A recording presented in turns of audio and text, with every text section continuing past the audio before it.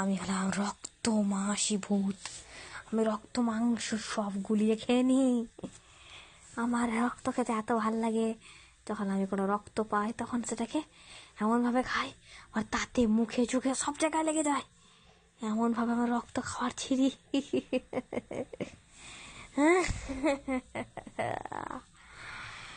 আমি এত বাজেভাবে লোককে মারি আর তারপর তাকে ফেলে দিই, কেউ দেখেই বলবে